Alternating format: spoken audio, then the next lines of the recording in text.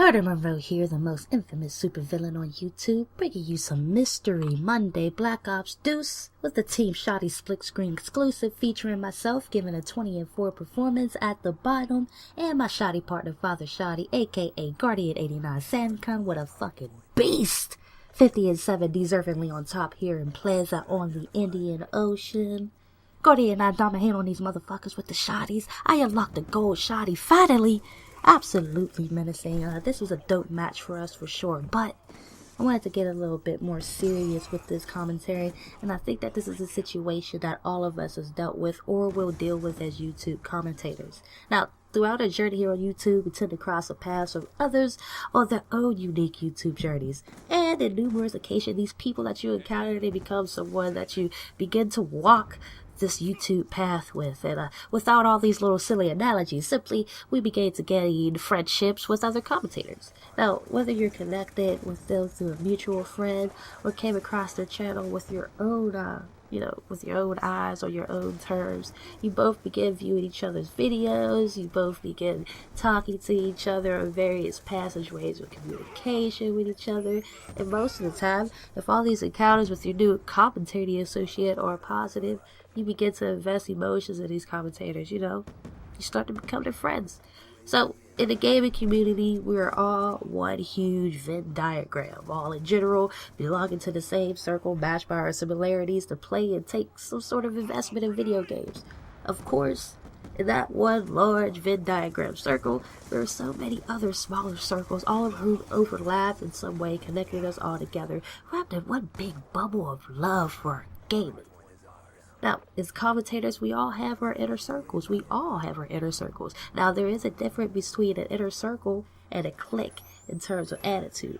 Now, an inner circle, that's your close group of homies, and, you welcome other homies from outside. You're like, hey, who are you? I don't care, but you're awesome. We're live streaming tonight. Come on.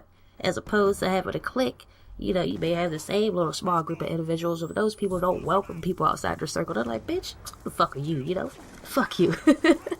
But with all that clear, we all have our inner circles, and, those are the people that you talk to every day. Those are the ones that, if they post a video, no matter what, even if you have other videos to watch, you usually expedite their videos to watch them as soon as possible. Those are the ones on your VIP list for live streams. Those are the ones you go to first for dual comms. Those are the ones you call first on Skype. Those are the ones you spend most of your time bullshitting with on Twitter with. Those are the people you actually begin to invest a fuck in. Everybody wants to say that they don't give a fuck this, they don't give a fuck that. And, at the end of the day, you actually do start to give a fuck about people. We have to admit it. You actually do start to give a fuck about people. And, there's an exception to this rule. Some of you actually may not give a fuck about the people in your inner circle. I could see that on a basis that's simplified to almost the most asshole-ish terms in which you could take the, I don't give a fuck, this is YouTube, this is Twitter approach. And on those terms, yeah, who does give a fuck? You fall out with these people, they aren't paying your bills, they aren't providing the food on your table, they aren't helping you release the load out of your privates every night. These are online people who should have no real effect on anything outside of your social networks, minus your emotions that may get in the way of your daily performance in your outside life. But, we gotta be real. This is a 2002. I was about to say 2012, but no, this is a 2002. You remember back in the day, 2002, it was hard for you to say you have an online friend. Like, that was faux pas, that was dorky, that was lame to say that you had a real friend.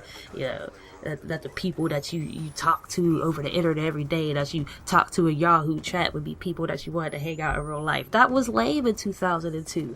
But, in 2012, it's different. There are people that you actually would choose, people that you know in real life that you would choose to replace with the people that you know online. It's normal these days. So, when relationships such as this dissolve, it's a trying time to get out of. Going back to the Venn diagram of a YouTube community that we have, there's so many opportunities to meet new people every day, and there's so many videos to watch, and there's so many things and people and experiences to enjoy. And, slowly but surely, your inner circle begins to change. You start to bring people in, and other people, start to, branch out and meet other people. And your inner circle begins to change. The same 5 people that you used to talk to every day, you may not talk to a couple of those people every single day. You may talk to them once a week, and there's really nothing wrong with that.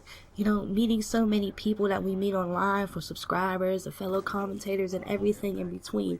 Sometimes the people who used to be deep in your inner circles at one point just drift a little further away. Alas, in a bunch of circumstances, this doesn't happen intentionally. Everyone that has that person they used to talk to every day, used to watch all their videos as soon as they post it, retweet this, favorite that, and then eventually it all starts to trickle off.